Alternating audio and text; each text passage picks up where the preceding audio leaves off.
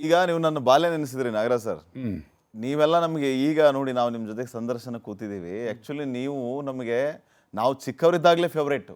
ಅದು ಸರಿ. ಯಾಕೆಂತ ಕೇಳಿ, ಹಾಂ ಯಾಕೆ ಅಂತ ಕೇಳಿ, ಯಾಕೆ ಯಾಕೆ ಅಂತಂದ್ರೆ ನೀವು ಟಿವಿಲಿ ಬಂದ್ರಿ, ಪೇಪರಲ್ಲಿ ಬಂದ್ರಿ ಅಂತಂದ್ರೆ ನಮಗೆ ಅವತ್ತು ರಜಾ ಅಂತ ಫಿಕ್ಸ್. ಓ ವಾಟಾಳ್ ನಾಗರಾಜ್ ಸರ್ ಬಂದ್ರು ಅಂದ್ರೆ ನಮ್ಮ ಸ್ಕೂಲಿಗೆ ರಜಾಪ ಹಂಗಿದ್ರೆ. ಹಾಂ ಕರ್ನಾಟಕ ಬಂದ್ ಹೇಳ್ತಾರೆ ಹಾಂ ನಮಗೆ ರಜಾ ಸಿಗುತ್ತೆ ಅಂತ ಹೇಳಿ. ಬೇಷ್ ನೀವು ಬಂದ್ರಿ ಅಂತಂದ್ರೆ ನಮ್ಗೆ ಒಂದ್ ರೀತಿ ಖುಷಿ ಸರ್. ವಾಟಾಳ್ ನಾಗರಾಜ್ ಸರ್ ಹೌದು, ಬಂದ್ರು ಅಂದ್ರೆ, ನಮಗೆ ಇವತ್ತು ಸ್ಕೂಲಿಗೆ ರಜಾ ಸಿಗುತ್ತೆ. ಬೇಕಾದಷ್ಟು ನಡೆದೆ, ಬರೀ ವಿದ್ಯಾರ್ಥಿಗಳದೇ ಹಾ ಇದ್ರ ಸಂದರ್ಭದಲ್ಲಿ ಪಾಸ್ ಮಾಡಿಸಿ ಅನ್ನೋರು. ಈ ಕೊರೋನಾ ಸಂದರ್ಭದಲ್ಲಿ ಕೋವಿಡ್ ಟೈಮಲ್ಲಿ. ಹಾ ಎಷ್ಟೋ ಸಾರಿ ಹೇಳಿದೆ, ಪಾಸ್ ಮಾಡಿಬಿಡಿ, SLC ವರ್ಗೂ ಹೋಗಲಿ ಪಾಪ, ಎಷ್ಟೋ ಸಾರಿ ಹೇಳಿದ್ದೀನಿ. ಅವ್ರು ಇವತ್ತೂ ಎಲ್ಲಿವರೆಗೆ ಹೇಳ್ತಾರೆ ಅಂತಂದರೆ, ನೀವು ಮುಖ್ಯಮಂತ್ರಿ ಆಗ್ಬೇಕು ಸರ್, ನೀವು ಮುಖ್ಯಮಂತ್ರಿ. ಸರಿ ಕಂಡ್ರೆ ನಿಮ್ಮ ಓಟ್ ಕೊಟ್ರೆ ಆಗಲ್ಲ, ಅದು ಸುಲಭ ಅಲ್ಲ.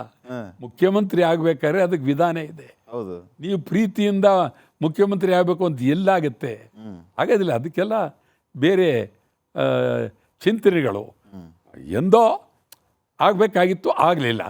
73ಕ್ಕೆ ಆಗಬೇಕಾಗಿತ್ತು, ನಾನು ಆಗಲಿಲ್ಲ, ಏನು ಮಾಡೋಕ್ಕಾಗಲ್ಲ. ಅದಕ್ಕೋಸ್ಕರವಾಗಿ 73ರಲ್ಲಿ ನೀವು ಮುಖ್ಯಮಂತ್ರಿ ರೇಸಲ್ಲಿ ಇದ್ರಿ. ಆ ಥರ ಇದ್ನಲ್ಲ. ವಾ. ಅವಾಗ ಸಾಹಿತಿಗಳು ಕೆಲವರು ಅಲ್ಲಿ ಭಾಳ ಅದ್ಭುತವಾಗಿ ಇವತ್ತು ನೆನ್ಕೊಳ್ಬೇಕು. ದೇ ಜವರೇಗೌಡ ಭಾಳ ಅದ್ಭುತ. ಅವರು ವಾಟಾಳ್ ನಾಗರಾಜ್ ಅವರು ಮುಂದಿನ ಮುಖ್ಯಮಂತ್ರಿ ಅಂತೇಳಿ ಸಭೆಯಲ್ಲೇ ಘೋಷಣೆ ಮಾಡ್ತಾರೆ ಪಾಪ. ಅಂತ ದೊಡ್ಡಸ್ಗೆ ನಮಗೊಂದು ಹೊಸ ವಿಚಾರ ತಿಳಿಸಿದ್ರೆ ನೀವೀಗ 73ರಲ್ಲಿ ಮುಖ್ಯಮಂತ್ರಿ ರೇಸಲ್ಲಿ ನೀವು ಇದ್ರಿ ಅಂತ ಹೇಳಿ. ಡೆಫಿನೆಟ್ ಆಗಿ ಅವತ್ತಿತ್ತು. ಆಮೇಲೆ ನನಗೆ ಮೊದಲೇ ನಿಜಲಿಂಗಪ್ಪನವ್ರು ಕರೆದಾಗಲೇ ನಾನು ಹೋಗಿ ಉಪಮಂತ್ರಿ ಆಗಿದ್ದರೆ ಅಲ್ಲಿಂದ ಅದು ರೂಟೇ ಬೇರೆ ಆಗ್ಬಿಡೋದು, ಚಳುವಳಿ ಬೇರೆ ಆಗೋದು, ರಾಜಕಾರಣಕ್ಕೆ ಬಂದ್ಬಿಡೋರು ಅದು ಆಗಿ ಅವ್ರು ನೇರವಾಗಿ ಹಾಕೊಟ್ಟಿತ್ತು. ಉಪಮಂತ್ರಿ, ನೆಕ್ಸ್ಟ್ ಮಂತ್ರಿ, ಇದು ಇಲ್ಲಿಂದ ಹೊಟ್ಟೋಗ್ತಿತ್ತು ಆ ಕಡೆಗೆ. ಆಯಿತಾ, ನಾವು ಇದೇ ಸರಿ, ನನಗೆ ಯಾಕೋ ಇದೇ ಸರಿ, ಅಷ್ಟು ತೀರಾ ಮುಖ್ಯಮಂತ್ರಿ ಆಗೋದಕ್ಕಾಗಲಿ, ಅಷ್ಟು ತೀರಾ ಇದಕ್ಕೆ ನಾನು ಆಸೆ ಬರದೆ ಹೋರಾಟನೇ ಮಾಡೋಣ. ಈಗ ಅವ್ರಿಗೂ ನಾನು ಹೇಳಿದೆ, ನಿಜಲಿಂಗಪ್ಪನವ್ರಿಗೂ, ಇಲ್ಲೇ ಬೇಡಿ ದಯವಿಟ್ಟು ನಾನು ಚಳುವಳಿ ಮಾಡಬೇಕಾಗತ್ತೆ, ಮಂತ್ರಿ ಆದರೂ ಮಾಡೋಕ್ಕಾಗೋದಿಲ್ಲ ಅಂತ. ಅವರು ಅಯ್ಯೋ ಯಾರಪ್ಪ ಇವನು ಆ ಥರ, ನನ್ನ ಎಲ್ಲರೂ ಮಂತ್ರಿ ಆಗ್ತೀವಿ ಅಂತಾರೆ, ಇವನು ಬಂದು ಈ ಥರ ಹೇಳ್ತಾನಲ್ಲ ಅಂಥೇಳಿ ಅವ್ರ ತಲೆಯಲ್ಲಿ. ಆಮೇಲೆ ಎಷ್ಟೋ ಸಂದರ್ಭದಲ್ಲಿ SR ಬೊಮ್ಮಾಯಿ, ಈ ಬೊಮ್ಮಾಯಿ ಅವರಪ್ಪ ಅವರು ನಮ್ಮ ಪಾರ್ಟಿಗೆ ಬಂದುಬಿಟ್ರೆ ವಾಟಾಳ್ ನಾಗರಾಜ್ ಮಂತ್ರಿ ಅಂದರು. ಪಾರ್ಟಿಗೆ ಬರೋಂಗಿಲ್ಲರಿ, ಇನ್ನೆಲ್ಲಿ ಮಂತ್ರಿ ಮಾಡೋದು ನೀವು ಅಂತೇಳಿ ನನ್ನ ಜೊತೆಲಿ ಇದ್ದರು ಇವರಪ್ಪ SR ಬೊಮ್ಮಾಯಿ. ರಾಯಿಸ್ಟ್ ಅವರು ಆ ಕಾಲದಲ್ಲಿ ಅಲ್ಲಿ ಬಂದದ್ದು. ಅದಾದಮೇಲೆ ಸರಿ, ದೇವರಾಜಸ್ನವರಂತೂ ಭಾಳ ನನ್ನ ಮೇಲೆ ಪ್ರೀತಿ ಪಾಪ. ಅವರು ಭಾಳ ಇಡೀ ರಾತ್ರಿ ನನ್ನ ಕರೆದು, ನೋಡಪ್ಪ ಇಡೀ ಕರ್ನಾಟಕದಲ್ಲಿ ನಾವಿಬ್ಬರು ಓಡಾಡೋಣ, ನನ್ನ ಜೊತೇಲಿ ಇರಬೇಕು, ನನ್ನ ಮಾತು ಕೇಳಲೇಬೇಕು, ನೀನು ಕ್ಯಾಬಿನೆಟ್ ಬರಬೇಕು ಅಂತ ಭಾರಿ ಒತ್ತಾಯ ಮಾಡಿದ್ರು ಪಾಪ ದೇವರಾಜರ್ಸು. ನಾನು ಅವ್ರಿಗೆ ಹೇಳಿದೆ, ಭಾಳ ಒತ್ತಾಯಕ್ಕೆ ರಾತ್ರಿ ಒಪ್ಪದೆ ಆಯಿತು ಅಂತ. ಅದಾದಮೇಲೆ ಅಲ್ಲಿಂದ ಹೊರಟಾಗ ರಸ್ತೆಯಲ್ಲಿ ಅರೆ ಮಂತ್ರಿ ಆದರೆ ಕಬ್ಬಾರ್ಡ್ ಹಿಡಿಯೋದು ಹೆಂಗೆ, ಚಳುವಳಿ ಮಾಡೋದು ಹೆಂಗೆ, ತಮಟೆ ಹೊಡೆಯೋದು ಹೆಂಗೆ, ಓ ಇದೆಲ್ಲ ಸರಿ ಇಲ್ಲ ಅಂಥೇಳಿ, ಇದು ಹೇಳಲೇಬೇಕು ಅವ್ರಿಗೆ, ಬೇಡ ಅಂತ ಹೇಳಬೇಕು ಅಂತ. ಬೆಳಿಗ್ಗೆ 5 ಗಂಟೆಗೆ 5:05 ಹೋಗ್ತಾಯಿದ್ದೀನಿ. ಪಾಪ ಅವರು ವಾಕಿಂಗ್ ಎದ್ದು ಬಂದರು. ಅರೆ ಏನು ಬಂದಪ್ಪ ಇದು, ರಾತ್ರಿ ಮಾತಾಡೋ ಏನು ಬಂದೆ ಅಂತ. ತಾವು ಬೇಜಾರು ಮಾಡ್ಕೊಳ್ಳೋದು ಅಂದರೆ ಹೇಳ್ತೀನಿ ಅಂತ. ಹೇಳು, ನನಗೆ ಮಂತ್ರಿ ಬೇಡ, ತಪ್ಪಾಗುತ್ತೆ, ನಾವು ಚಳುವಳಿ ಎಲ್ಲ ಮಾಡೋದು ಇದೆಲ್ಲ ಇದೆ. ಸುಮ್ಮನೆ ಕೂತ್ಬಿಟ್ರು ಒಂದು ನಿಮಿಷ ಪಾಪ. ಕನ್ನಡ ಚಳುವಳಿಗೋಸ್ಕರ ಮಂತ್ರಿ ಪದವಿನೇ ತ್ಯಾಗ ಮಾಡಿಬಿಟ್ರಿ. ಹೌದು, ಬೇಡ ಅಂತ 100ಕ್ಕೆ 200 ಭಾಗ ಹೇಳಿದೆ ಪಾಪ, ಬೇಡ ಅಂತ. ಈಗಿನ ರಾಜಕಾರಣ ನೋಡಿದ್ರೆ ನಿಮ್ಗೆ ಏನು ಅನ್ಸುತ್ತೆ? ಅದೇ ಮಂತ್ರಿ ಪದವಿಗಾಗಿ ಯಾವ ರೀತಿ ಕಚ್ಚಾಡ್ತಾರೆ, ಯಾವ ರೀತಿ ಹೊಡೆದಾಡ್ತಾರೆ. ಇದು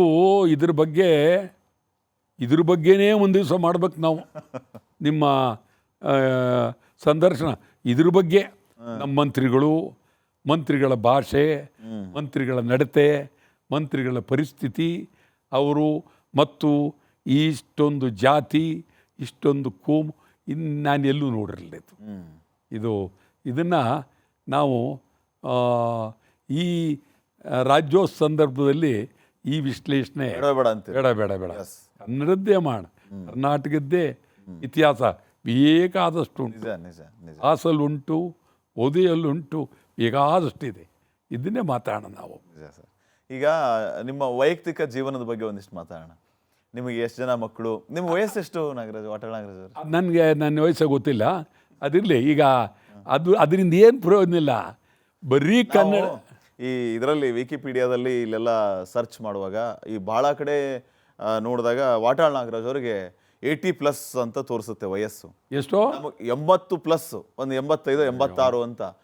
ನಿಮ್ಮ ನೋಡಿದ್ರೆ ನಮ್ಗೆ ಅನ್ಸೋದೇ ಇಲ್ಲ. ಈಗ ಅವನು ನಮ್ಮ ಅಪ್ಪನಲ್ವಲ್ಲ, ಗೂಗಲ್ ನಮ್ಮಪ್ಪ ಆಗಿದ್ರೆ ನನ್ನ ಹೆಸರೇನು, ನಮ್ಮ ತಾಯಿ ಆಗಿದ್ರೆ ನನ್ನ ಹೆಸರು. ಅವನು ಯಾವನೋ ಗೂಗಲ್ಲಿ ಅವನು ಹಾಕೊಂಡ್ಬಿಟ್ರೆ ಅರ್ಥವಿಲ್ಲ. ತಪ್ಪಿ ಹಾಕಿದ್ದಾರೆ. ಆ ಗೂಗಲ್ ಬಂದಿರೋದೆಲ್ಲ ಅವ್ರಿಗೇನೋ ಒಂದು ಸ್ಟೋರಿ ಒಬ್ರದ್ದು ಹಾಕ್ಬಿಡ್ಬೇಕು. ಭಾಳ ತಪ್ಪು ಹಾಕಿದ್ದಾರೆ. ಅವ್ರು ನಿಜವಾಗ್ಲೂ ಭಾಳ ಜನಕ್ಕೆ ವಾಟಾಳ್ ನಾಗರಾಜ್ ಏನು ವಯಸ್ಸು ಹೇಗೆ ಏನು ಗೊತ್ತಿಲ್ಲ. ಒಬ್ಬೊಬ್ಬರು ಒಂದೊಂದು ಥರ ಮಾತಾಡ್ತಾರೆ, ಅದು ನಾವೇನು ಮಾಡೋಕ್ಕಾಗಲ್ಲ. ಮಾತಾಡ್ಕೊಳ್ಳಿ ಇರ್ತೀವಿ ನಾವು, ಏನಾದ್ರು ಮಾಡ್ಕೊಳ್ಳಿ ನೀವು. ನನ್ನ ವಯಸ್ಸು ನನಗೆ ಗೊತ್ತು, ನನಗೆ ಗೊತ್ತಿಲ್ಲ ಅಂತ ನಾನು ಹೇಳ್ಕೊಂಡು ನನ್ನ ಬಗ್ಗೆ ಚಿಂತನೆ ಮಾಡಬೇಕಾಗಿಲ್ಲ. ಎಷ್ಟು ವರ್ಷ ಆಮೇಲೆ ನಾನು ಯಾವತ್ತೂ ಜನ್ಮದಿನ ಆಚರಣೆ ಮಾಡ್ಕೊಂಡಿಲ್ಲ. ನಾನು ಮಾಡ್ಕೊಳ್ಳೋದು ಯಾವುದು ಅಂದರೆ, ನನಗೆ 62 ಸೆಪ್ಟೆಂಬರ್ 62ರಲ್ಲಿ ನನಗೆ ಬೂಟ್ಸ್ ನೈಟ್ ಬಿದ್ದ ದಿನ. ಆ ದಿನವೇ ಅವತ್ತೇ ನೀವು ಬರ್ತ್ಡೇ ಸೆಲೆಬ್ರೇಟ್ ಮಾಡ್ಕೋತೀವಿ? ಅವತ್ತೇ ಮಾಡ್ತೀನಿ. ಬಿದ್ದ ದಿನ ಅವತ್ತೇ. ಯಾವ ದಿನ ಅದು? ಅದು ಬೂಟ್ಸ್ ನೈಟ್ 62 ಸೆಪ್ಟೆಂಬರ್ 7.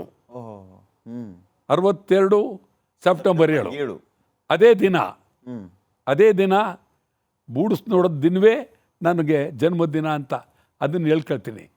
ಅದು ನಿಜವಾದ ಇದಲ್ಲ, ಬೂಟ್ಸ್ ನೈಟ್ ದಿನಾಚರಣೆ, ಅದೇ ದಿನಾಚರಣೆ. ಗೊತ್ತಾಯ್ತಲ್ಲ? ಎಷ್ಟು ವರ್ಷದ ಹಿಂದೆ ನಿಮಗೆ ಮದುವೆ ಆಗಿತ್ತು?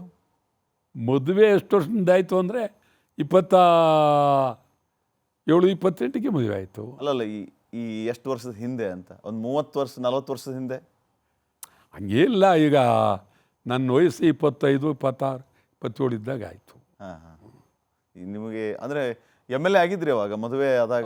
MLA ಆಗಿದ್ದೆ. MLA ಆಗಿದೆ. 73ಕ್ಕೂ MLA, 67ಕ್ಕೆ MLA, 73ಕ್ಕೂ MLA. ಮಕ್ಕಳು ಎಷ್ಟು ಜನ ವಾಟಾಳ್ ನಾಗರಾಜ್ ಅವ್ರಿಗೆ? 2. ಏನು ಮಾಡ್ಕೊಂಡಿದ್ದಾರೆ? ಒಬ್ಬ ಮಗ ಮೈಸೂರಲ್ಲಿದ್ದಾನೆ. ಅಲ್ಲಿ ಮೈಸೂರು ಪಕ್ಕದಲ್ಲೇ ನಮ್ಮದು ತೋಟ ಎಲ್ಲ ಇದೆ, ಅದು ನೋಡ್ಕೊತಾರೆ. ಒಬ್ಬ ಮಗಳು ಇಲ್ಲೇ ಇದ್ದಾಳೆ. ಮಗ ಇಂಗ್ಲೆಂಡು ಅಲ್ಲೆಲ್ಲ ಓದಿ ಬಂದಿದ್ದಾನೆ. ಮಗಳು ಗಾಲ್ಫ್ ಪ್ಲೇಯರು, ಭಾಳ ಇಡೀ ವರ್ಲ್ಡ್ ಎಲ್ಲ ತಂದು ಕೊಟ್ಟರು ಅಂತ ಕೇಳ್ಬಿಟ್ಟು ನಾವು. ಪದಕ ಎಲ್ಲ ಗೆದ್ದಿದ್ದಾರೆ ಅನ್ನೋಂಥ ವಿಚಾರ ಕೇಳ್ಬೋದು. ಯಾವ್ದು ಹೇಳಿ? ಪ್ರಶಸ್ತಿ ಎಲ್ಲ ಬಂದಿದೆ. ಭಾಳ ಪ್ರಶಸ್ತಿ. ಮನೆ ತುಂಬ ಬರೀ ಅದೇ. ಮನೆ ನುಗ್ಗಿದ ತಕ್ಷಣ ಬರೀ ಅದೇ ತುಂಬಿ ಕೈ ಕಾಲಿಡಕ್ಕಾಗಲ್ಲ. ಹಂಗೆ ಎಲ್ಲ ಸಿಕ್ಕಾಪಟ್ಟೆ ಗೆದ್ದು ಎಲ್ಲ ಪಾಪ ಭಾಳ ಎಲ್ಲ ಕಡೆ, ಇಡೀ ಪ್ರಪಂಚದ ಎಲ್ಲ ಕಡೆ ಒಬ್ಬನಿದ್ದಾಳೆ. ಮತ್ತು ಅವಳು ಪ್ರೆಸ್ಟೀಜ್ ಗಾಲ್ಫ್ ಕ್ಲಬ್ ಕಾಯಂ ಮೆಂಬರ್. ಅವಳು ಭಾಳ ಸ್ಪೋರ್ಟ್ನಲ್ಲಿ ಭಾಳ ಇದು.